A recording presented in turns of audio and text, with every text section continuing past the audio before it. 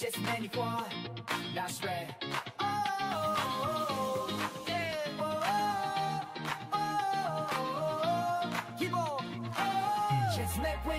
She's the whisper in the night I hear, the shadow that lingers when skies are clear.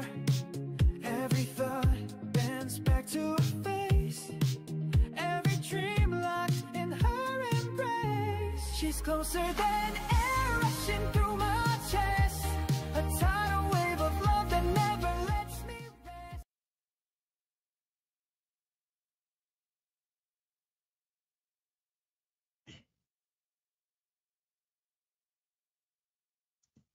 네, 안녕하세요. 네, 이번 주 마지막 금요일인데, 오늘도 제니TV 또 힘차게 시작할 수 있도록 해보겠습니다. 자, 이제 거의 명절 연휴가 오늘까지 해가고 물론 이제 주말도 연차 써서 이렇게 하시는 분들이 계시긴 하시더라고요. 근데 이렇게 궁극적으로 놓고 보면 이제 길고 긴 연휴가 이제 끝났다라고 볼 수 있죠. 오늘까지 해서. 그렇기 때문에 진이에 대한 이제 소식이나 어떤 뭐 장점 이런 것들에 대해서 오늘뿐만 아니고 다음 주도 마찬가지로 계속적으로 발빠르게 좋은 내용들이 있으면 또 소개해 드릴 수 있도록 하겠습니다. 그리고 오늘은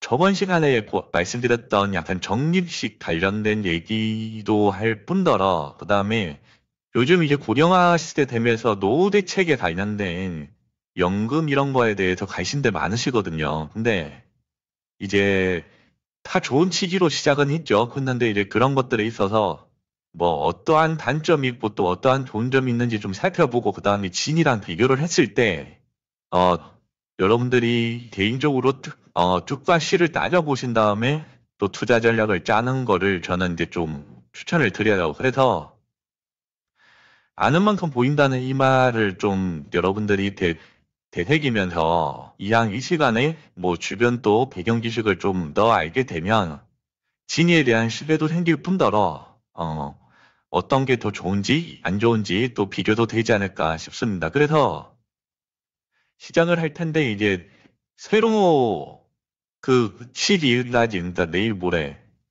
오늘 제외한 내일 모레까지 그 추석 명절 이벤트는 계속 진행되고 있어요. 그렇기 때문에 그 부분은 여러분들이 확인하셔서 또 누적으로 수익금 부분을 여러분들이 조건을 또 맞추시게 되면은 계속적으로 그 이벤트는 진행이 되기 때문에 그걸 한번 확인해 주시고 이틀 남았습니다. 12일까지. 그리고 전에도 말씀드렸지만 지금 계속적으로 확률이 계속 올라가요. 이 자체가 어떻게 보면은 위험 회피 이 자체도 리스크 관리가 될 수도 있거든요. 뭐 확률이 올라가기 때문에 뭐 원화 가치가 좀 떨어진다 뭐 이런 건 있는데 어떻게 보면 그 이제 떨어지는 부분을 여러분들은 또 진위를 이용을 하시면서 또 리스크 관리를 하고 계신다 그렇게 생각을 하시면은 뭐 훨씬 더 마음 편하실 겁니다. 제가 볼 때는. 그리고 이제 신주로 들어오시는 분들 계속적으로 3일간 체험할 수 있는 수익주기 플랜 운영하실 수 있는 3일간의 체험금을 지금 드리고 있어요. $1,000 개념으로 $1,000를 여러분들이 가동을 시키시면 체험금 드리는 걸로 3일간의 수익은 여러분들에게 지속되고 있습니다. 그래서 그걸로 또 진위를 또 처음 잘 모르시는 분들은 처음 하시는 분들은 그런 식으로 또 체험을 하실 수 있기 때문에 되게 좋은 플랜이지 않을까 이런 생각을 합니다. 왜냐하면 이게 처음부터는 또 바로 이렇게 또 하시기에는 소부감이 계실 수 있는데 이렇게 친근하게 자연스럽게 하실 수 있도록 지속적으로 이런 플랜들 많이 만들어 갈 테니까요. 보이시는 대로 참여 부탁드리겠습니다. 그리고 이제 진이 자체가 오늘만 놓고 봐도 저 같은 경우는 이 정도의 수익을 내고 있고 거의 뭐 동일하지만 조금씩 더 올라가고 있습니다. 왜냐면 저는 이제 플랜을 계속 늘리고 있거든요. 여러분들도 전에 제가 말씀드린 것처럼 하고 계신지 모르겠지만 저는 이 수익 주기 플랜 뭐 예를 들어 장기 플랜이든 단기 플랜이든 이걸 떠나서요. 계속적으로 늘려가고 있습니다. 이 늘려간다는 게 되게 중요한 거예요. 하나하나 지금 밑으로 쭉 내려보면 엄청나게 많아요. 저 같은 경우는. 제가 이게 몇 개까지 세다가 더 이상은 제가 못 셌거든요. 그래서 한 50개 플랜이 지금 넘어가고, 지금 그리고 거의 다 끝나간다. 지금 보시면 알겠지만, 저 같은 경우 지금 마감된 플랜들이 많아요. 이제, 물론 이제 그거는 좀 단기적으로 짧게 했기 때문에 그런 것도 있고, 그 다음에 저 같은 경우는 좀 오래됐잖아요. 그러다 보니까 장기 플랜들 중에서도, 중장기 플랜들 중에서도 이제 조금씩 마감이 들어와요. 그래서 이제 지금까지의 누적 그 수익금뿐만 아니고, 앞으로 이제 쌓이는 수익금을 바탕으로 제가 이제 적립식 또는, 이 플랜을 늘려갈 수 있는 또 제 나름의 진입 형태계 안에서 그 플랜을 계속적으로, 지금 구상을 또 하고 있습니다. 이제 앞으로 어떻게 할까. 이것도 되게 이렇게 진의를 활용하는 데 있어서 엄청나게 이게 어떻게 보면 재밌는 점이에요. 여러분들의 어떤 자산 규모, 여러분들 라이프 스타일에 맞게끔 이제 진위를 또 설정을 할 수 있기 때문에 그런 부분에서 어, 여러분들도 같이 좀 플랜을 짜면 훨씬 좋지 않을까 이런 생각을 좀 하고 있고 그 다음에 제가 계속 장기 플랜으로 가라고 말씀을 좀 드리고 있잖아요. 이걸 보면 이게 여러분들이 티가 나요. 이렇게 수익이 하루하루가 차이가 나는 걸 느껴지는데 여기 보시면은 제가 60일짜리 한 거 보이신가요? 이게 한 59일 정도 그러니까 57일짜리, 그러니까 2달짜리잖아요. 이거와, 그 다음에 지금 1년 넘는, 이게 장기 플랜이잖아요. 2년짜리. 이렇게 봤을 때만 해도 하루 수익금이 이런 식으로 차이가 납니다. 하루, 1일 수익금이 저렇게 차이가 나요. 그러면, 무적으로 나중에 놓고 오면, 이거를 거의 제가 볼 때는 배 이상 차이가 나겠죠. 달달이만 놓고 봐도. 그래서 저거를 제가 나중에 수치적으로 좀 약간 정확하게 여러분들에게 좀 보여드리고 싶어요. 왜냐면 저는 이제 그거를 다 계산하면서 이게 뭐 한 달짜리, 2달짜리 또는 그 이상 6개월 또는 12개월 이렇게 했을 때 제가 이제 처음에는 피부로 느끼던 부분을 이제 조금 관심이 있다 보니까 수치적으로 더 대낮 좀 계산을 한 적이 있어요. 그래서 그런 부분들을 여러분들에게 좀 보여드리면 왜 장기 플랜으로 가야 되는지 이런 것들도 제가 굳이 막 얘기를 안 하더라도 여러분들이 누적 수익금만 놓고 보셨을 때 엄청난 차이가 있다는 걸 아시기 때문에 나중에는 이제 여러분들이 알아서 아마 그렇게 하실 거예요. 그래서 그런 부분들까지도 제가 좀 세밀하게 여러분들에게 보여드릴 수 있는 자료 만들어서 또 보여드릴 수 있도록 하겠습니다. 그래서 이제 적립식으로 하는 부분에 대해서 제가 좀 설명을 많이 드렸고, 어, 그리고 요거 한번 이왕이면 한번 살펴보죠. 네. 지금 그리고 계속적으로 암호화폐의 어떤 흐름을 제가 한 번씩 말씀드리는데, 상당히 변동성이 커요. 하루에 뭐 2, 3%, 4, 5% 비트코인 기준으로 그렇게 움직이는 경우들이 좀 허다하기 때문에, 이러한 변동성에서도 이 진이가 꾸준하게 수익을 낸다는 것 자체가, 안정적으로 수익을 낸다는 것 자체는 상당히, 여러분들도 좀 칭찬을 할 만한 일인데, 이게 지금 보면, 마이너스가 거의 없잖아요. 예, 있다고 해도 여러분들도 보시면 알겠지만 되게 이 포지션을 들고 있는, 그 시간이 되게 짧습니다. 그래서 손절을 잘하는 거죠. 우리 개인이나 인간이 제일 못하는 게 손절인데, 어제도 말씀드렸지만 365일 중에 364일을 벌어요, 본인이.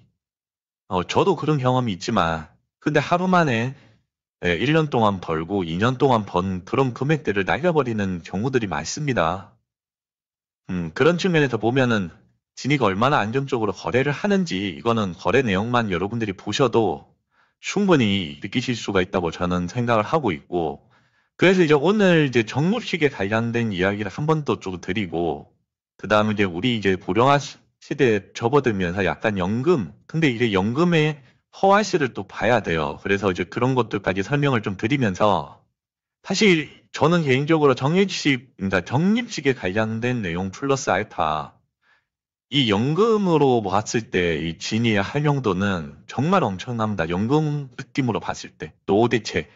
예, 그런 측면에서 좀 말씀을 드리고 싶어요. 그래서 우리 이게 그 진이 같은 경우 중장기 플랜 또는 장기 플랜으로 볼 때 지금 보시는 것처럼 이러한 그러니까 그 수익 플랜, 수익 주기 플랜을 가지고 있습니다. 여러분들 다 잘 알고 계시겠지만 자, 30일짜리 여기까지가 제가 저번에 말씀드린 대로 단기라고 말씀드렸죠, 단기.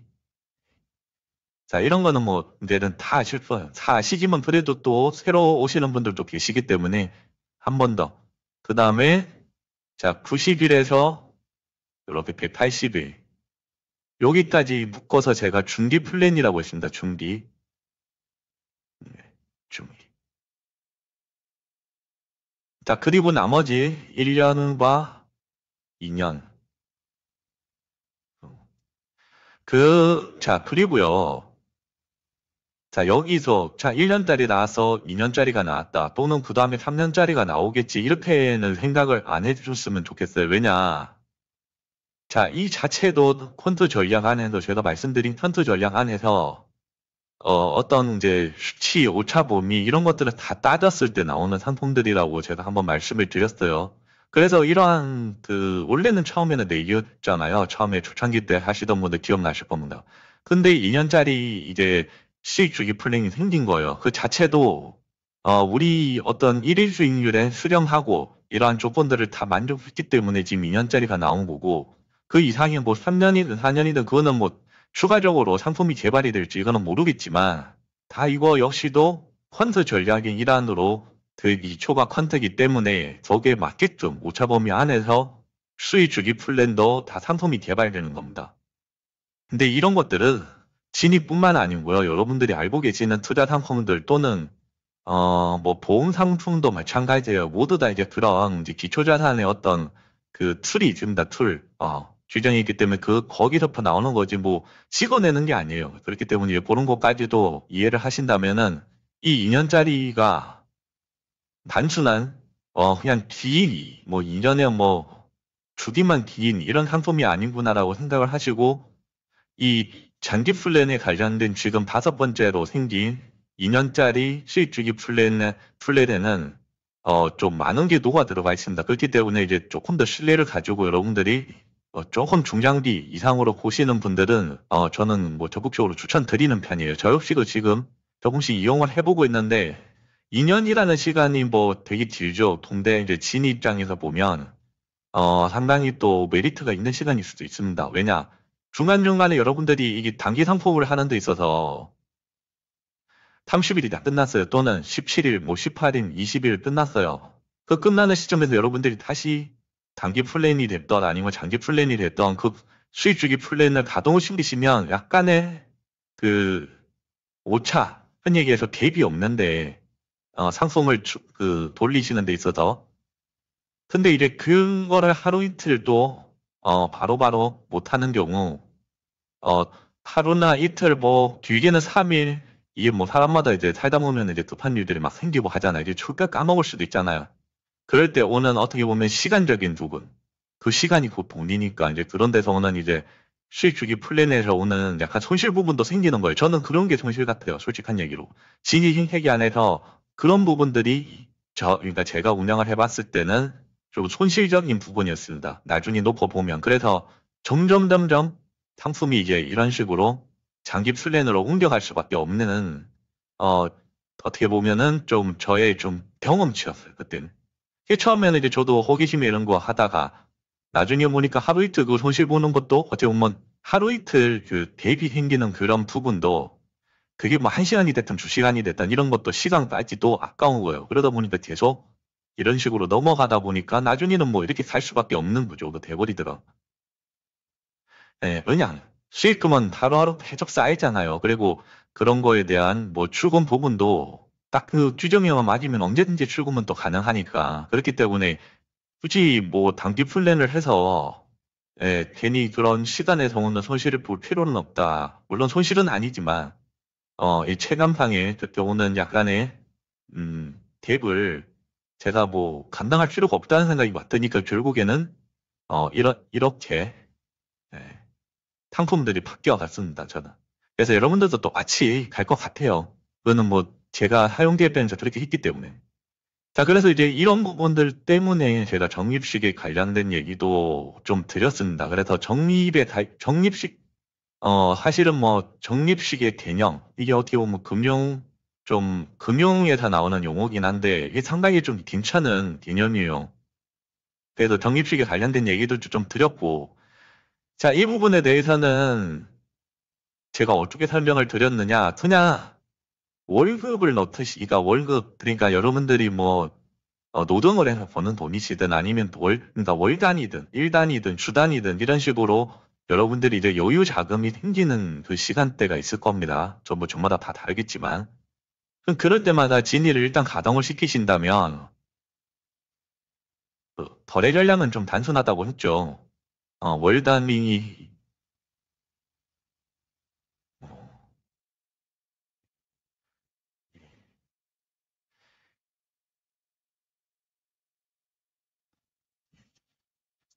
자, 이렇게 여유 잔금이 생기면 어떻게 하라고요? 수익금, 진위를 만약에 지금 가동을 하고 계신다라고 봤을 때 매일매일 수익금이 생기잖아요. 수익금 플러스, 뭐, 예를 들어 급여의 일부분. 자, 이런 식으로 해서 또 수익 주기,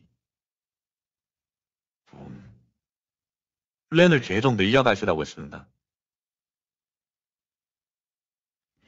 네. 제가 이렇게 해서 적립식 펀드, 적립식의 개념을 말씀을 드렸는데, 자, 요거 중요하다고 말씀드린 게, 어, 진위 상품을 잘 이해를 또 해주셔야 된다고 했잖아요. 펀드 전략에 의해서 미니멈, 맥시멈이 딱 정해져 있어요. 100불에서부터 10,000불까지.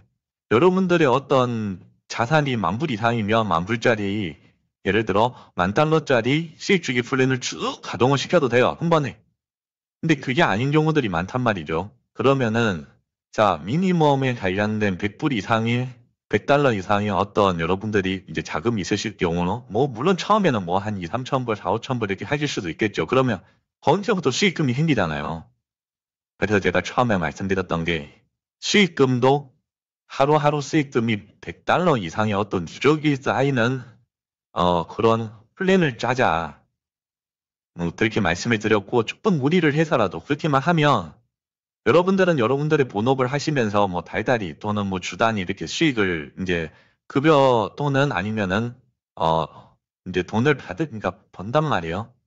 그러면 거기 플러스 알파 매일매일 이제 상품을, 수익금을 통해서도 수익 주기 플랜을 가동을 시키지만 그럴 때마다 한 번씩 들어오는 자금과 합쳐서 또 수익 주기 플랜을 계속 돌려요. 그러면 그게 결국에는 이제 누적이 될 거니까, 누적.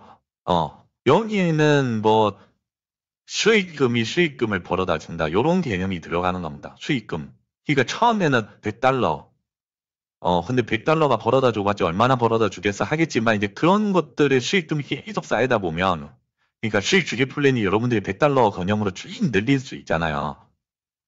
미니멈, 맥시멈 뿐이지, 상품 늘리는 거는 상관이었거든요. 그러다 보니까 저도 뭐 100개, 200개까지도 늘리고 막 그렇게 했기 때문에 여러분들이 그런 플랜을 짜서 충분히 늘려갈 수 있다. 그러니까 늘려가는 와중에도 수익금은 쌓인단 말이죠.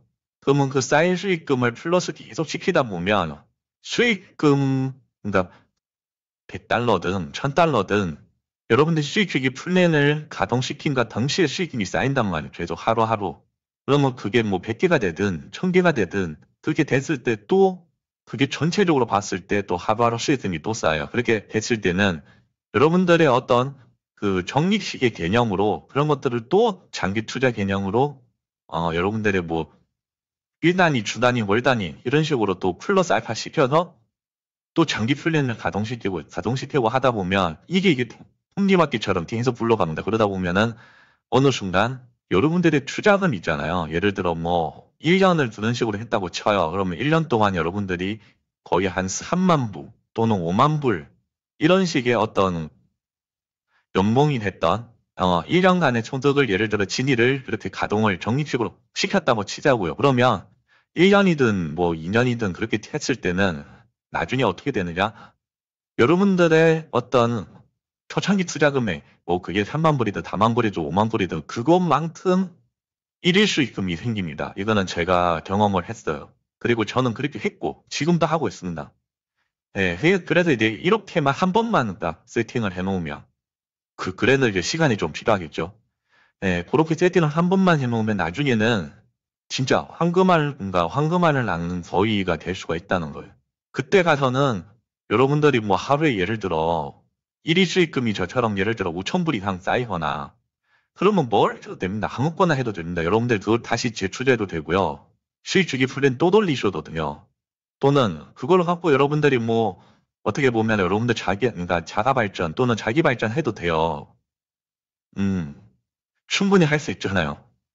예, 거기에 또 뭐 그동안 일 너무 오래 했다 싶으면은 뭐 저는 개인적으로 본업을 가지고 있는 거는 항상 추천을 드리지만 약간 좀 삶에 지치신 분들은 또 그거를 바탕으로 또 다른 삶을 또 계획을 또 하실 수도 있는 거고. 그래서 이 적립식의 개념에 대해서 제가 이제 계속적으로 좀 앞으로도 계속 설명을 드릴 거예요. 이거는 금융 어떻게 보면은 되게 기초적인 지식인데도 불구하고 상당히 좀 가치가 있는 주제입니다. 이 자체가. 그러니까 진위 생태계를 보고 여러분들이 같이 투자를 하는 거예요. 진이라는 것만 놓고 봤을 때. 그래서 제가 계속적으로 설명드린 이제 턴트 뭐 이런 전략들, 알고리즘 이런 걸 설명드리는 이유는 그런 가치 투자의 어떤 수단으로 진위를 선택하는 데 있어서 조금 더 이제 신뢰나 아니면 이해 또는 뭐 진위에 대한 그런 좀 잘 아셔야 되겠죠. 예, 그래야지만 여러분들이 또 믿고 투자할 수 있는 또 투자의 어떤 장기 투자 플랜이 또 만들어질 수도 있기 때문에 그래서 설명을 드린 거고. 그리고 요즘 이런 개념들 많잖아요. 여러분들 중에 잘 보시면. 자, 연금. 이거 잘 여러분들이 좀 따져보셔야 돼요. 연금이라는 부분이 좀 꽤 이제 나옵니다. 이게 고령화 시대에 접어들면서 이 개인연금에 대한 부분이 엄청나게 많이 부각이 돼요. 이거 결국에는 여러분들의 자산을 이제 이거 여러분들의 자산을 결국에는 담보로 잡고 여러분들에게 이제 흔히 얘기해서 어 한마디로 이제 달달이 일정 금액의 생활비를 지금 주는 어떻게 보면은 그런 식으로 되는 건데 이게 이제 연금 저축 형태가 있고 그다음에 연금 보험 그다음에 이제 우리가 요즘 조금 인기 있다고 하는 주택연금 이런 것들이 좀 있거든요. 근데 뭐 다른 거는 나중에 또 설명을 드리겠지만 이 주택연금 있잖아요. 우리가 이 주택연금은 좀 따져봐야 됩니다. 여러분들 중에 한평생 일해갖고 주택에 대해서 주택을 한 채를 소유하거나 그 금액은 잘 모르겠지만 어쨌든 간에 이런 식으로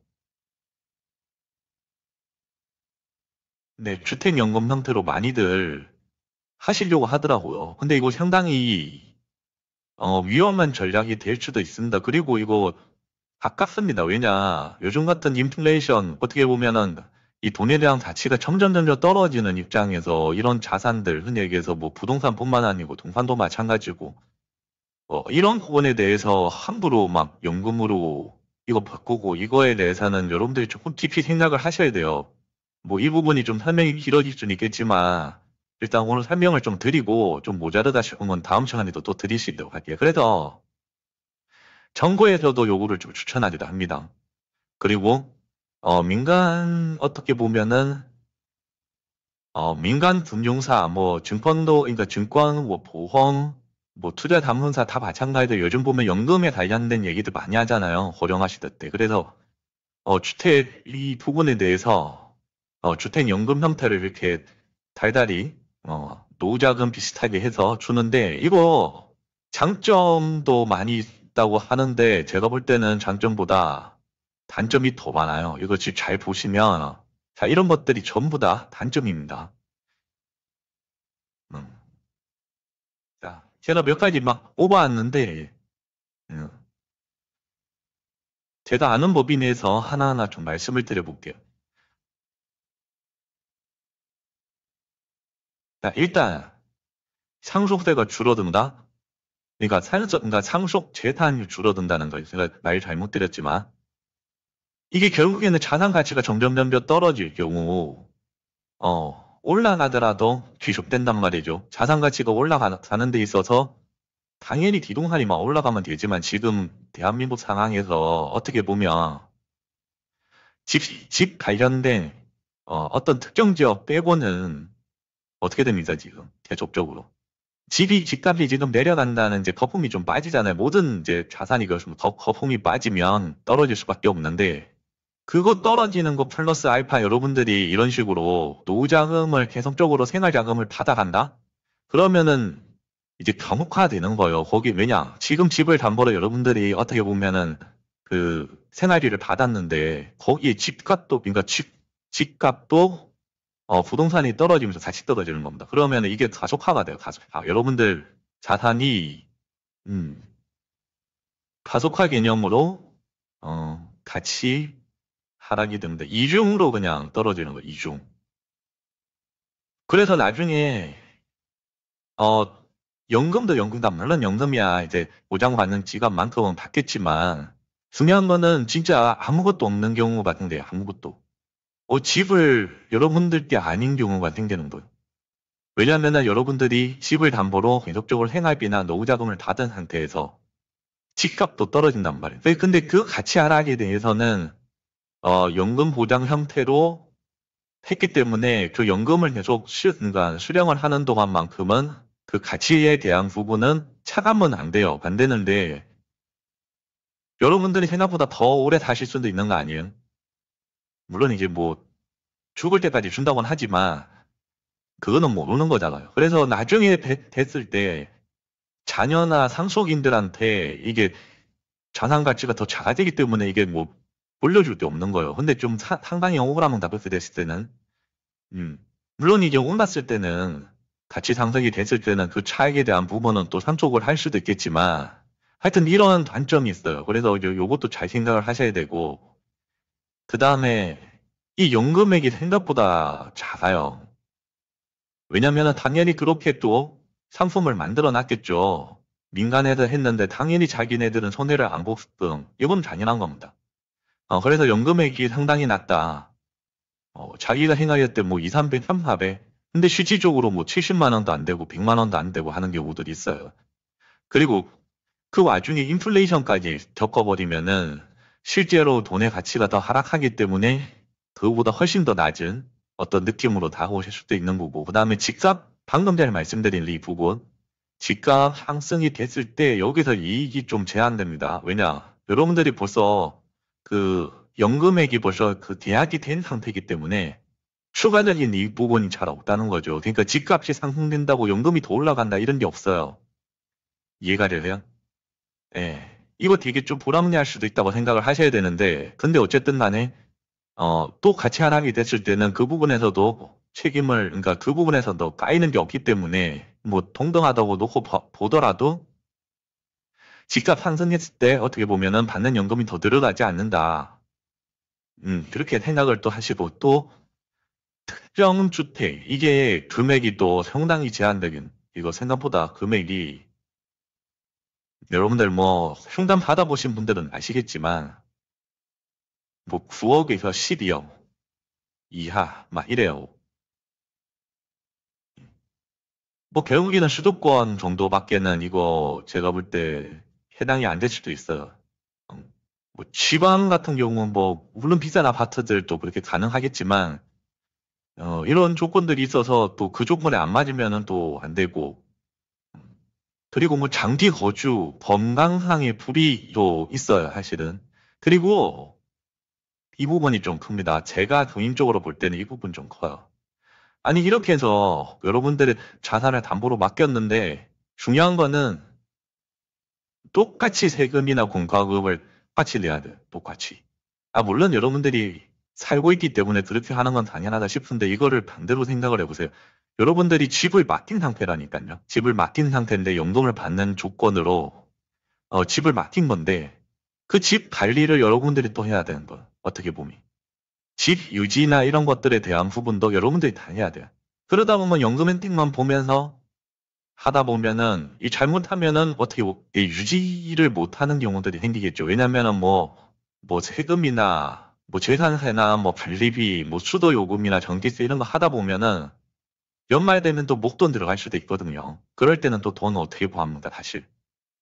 그런 부분도 있어요. 그래서 이제 또 심리적인 부분도 있고, 예. 왜냐? 아니, 내 집이 담보 잡혀 있다니까요. 여러분들이 피땀 흘려서 만든 그 집이, 담보가 잡힌 상태에서 지금 어떻게 보면 본인 집이 아닌 상태가 돼 있는 거든. 그래서 그런 데서 오는 좀 심리적인 불안감, 이런 것들도 있고. 하여튼 뭐 나중에 뭐 재산 물려줄 때 이때도 뭐 재산 어떻게 보면은 갈등 같은 것도 생길 수가 있어요. 그래서 이 연금주택, 그러니까 주택연금이라는 이 부분에 대해서 조금 이해를 하시고 여러분들이 좀 잘 선택을 하셨으면 좋겠는데 차라리 저는 이거를 좀 만약에 이런 식의 담보를 잡힐 것 같으면 나라의 어떻게 보면 담보 잡히든 민간의 담보 잡히든 잡히는 거잖아요. 물론 이제 다음 시간에 이 부분 조금 더 심학습으로 제가 조금 더 설명을 드릴게요. 진이 이거 생태계랑 엮어서 그러니까 설명을 좀 드리겠지만 이렇게 담보를 잡혀서 하실 바에는 예, 저는 이렇게 생각합니다. 주택 자체가 이 어떻게 보면은 적립식 펀드랑은 또 다른 개념이라고 제가 조금 말씀을 드릴 수가 있는 게 자, 적립식은 자산을 키워나가는 데 있어서 진위를 이용하라는 좀 그런 부분이고 만약에 지금 여러분들이 생활비가 됐던 아니면 어떤 연금 형태가 됐던 그런 것들이 필요한 상태에서 어떤 집을 가지고 뭘 어떻게 해야 된다는 생각을 가지고 계신 분들이 계시다면 저는 진위를 적극적으로 약간 목돈 투자 흔히 얘기해서 뭐 그 은행에서 보면 정기예금 같은 거 있잖아요. 갑자기 뭐 1억이든 2억이든 예치를 하고 거기서부터 이자를 받는 그런 형태가 될 수도 있거든요.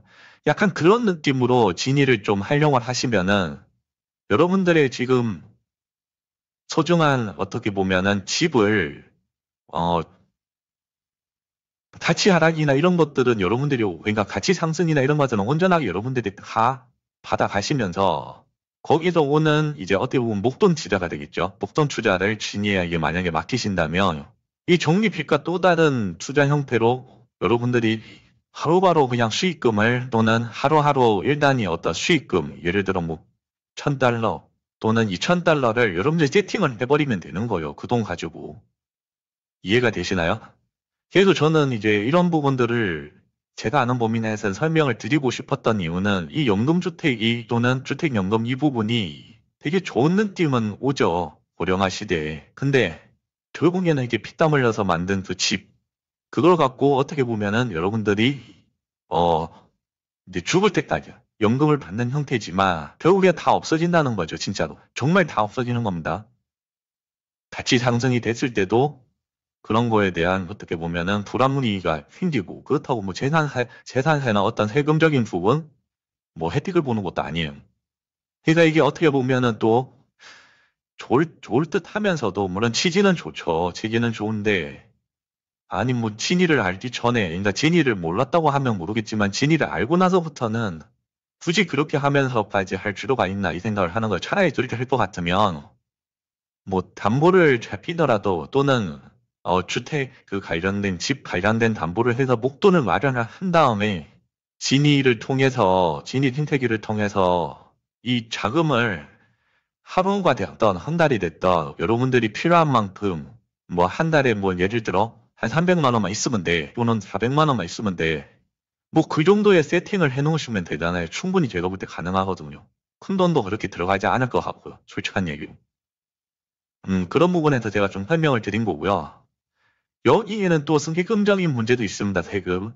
이제 암호화폐 관련 세금의 이제 부과하는 게 2027년도부터 한다고는 하는데 지금만 해도 한 2년 정도 유예기간이 있는 거예요. 그거 자체도 되게 좋은 거지만 그리고 저 개인적으로 봤을 때는 2027년도가 되더라도 3%의 세금을 매기는 게 쉽지가 않을 겁니다. 그래서 세금적인 이슈가 이제 항상 암호화폐는 이 세금 이슈가 항상 따라오고요.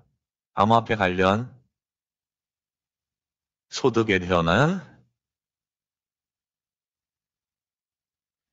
이 세금 이슈가 앞으로 계속 이제 나올 겁니다.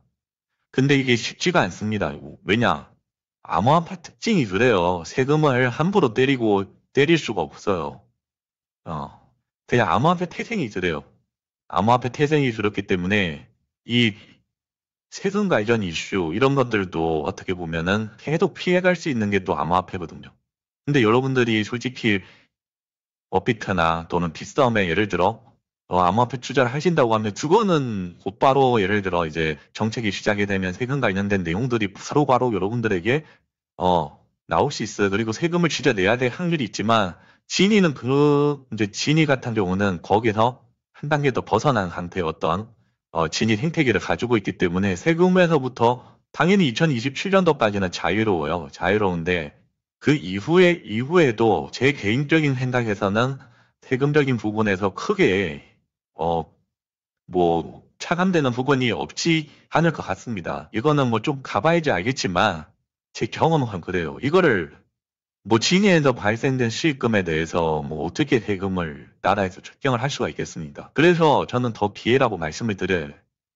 물론 이제 여러분들이 자산을 다 놓고 보면 세금을 또 부과할 수 있는 부분들이 있겠지만 지금 당장에 2027년도까지는 세금에 대한 암호화폐 세금에 대한 부분은 전혀 없습니다. 전혀 없고 그 이후는 그때 가서 생각을 하면 돼요. 그때 가서도 분명히 또 방법이 있을 테고 뭐 그렇다고 지금 그 세금 관련된 얘기는 좀 민감하니까 뭐 절세가 됐든 뭐가 됐든 그때 가서 보면 되지만 어쨌든 2027년도까지는 세금은 없고 그에 비해서 지금 말씀드린 뭐 주택연금에 관련된 느낌으로 보셨을 때는 이러한 개념을 정확하게 알고 계셔야 여러분들의 또 어떻게 보면 그렇게 뭐 직이 뭐 몇 채가 있을지 모르겠지만 만약에 한 채만 있으신 경우 그 소중한 자산 지키는 게 중요한 거거든요. 그럴 때는 차라리 진입 세계를 정확하게 알고 거기에 약간 목돈 투자 또는 정기 적금 뭐 이런 개념으로 여러분들이 하시는 것도 저는 추천을 드립니다. 이거는 조금 더 시간을 더 갖고 계속적으로 이 부분을 제가 설명을 많이 드리고 왜냐면은 지금의 연금 형태들에 대한 어떤 그 상품들이 이게 되게 그 고령화 시대에 맞는 것처럼 이렇게 상품 구조를 짜여놓은 것처럼 보이지만 막상 뜯어놓고 보면 이렇게 주택연금처럼 단점, 허점이라고 할게요. 이런 것들이 엄청나게 많아요. 많기 때문에 제가 아는 범위 내에서는 적극적으로 설명을 드리는 부분이에요. 왜냐면은 이런 부분들이 중요하니까. 네. 그래서 그렇게 이해를 좀 해주셨으면 좋겠고 뭐 앞으로 살아가면서 우리가 좀 알아야 될 주제 상품들 또는 뭐 이런 연금 상품들도 마찬가지고 제가 아는 범위 내에서 여러분들에게 좀 알려드려야 될 부분들이 있으면 저는 적극적으로 알려드릴 겁니다. 그래서 괜히 나중에 봤을 때 이게 손해보는 느낌이 절대 들면 안 되거든요. 어떤 상품이든. 근데 지휘를 하시면서 여러분들이 느끼시겠지만 손해본다는 느낌 전혀 1도 안 들거든요. 그거는 투명하기 때문에 그런 거예요. 있는 그대로 다 보여주기 때문에. 그래서 오늘은 여기까지 설명을 드리되 다음 시간에 좀 그 시간을 좀 더 잡고 여유를 잡고 조금 더 설명을 더 드릴 수 있도록 하겠습니다. 그래서 여기까지 하고 오늘은 마칠 수 있도록 하겠습니다. 자, 주말 잘 보내시고요. 다음 주에도 또 만나뵐 수 있도록 할게요. 이상입니다.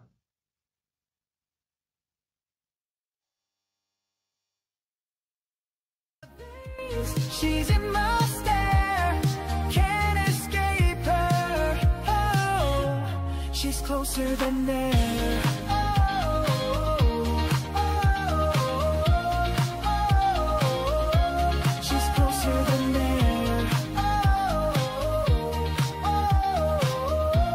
Oh, her laughter echoes through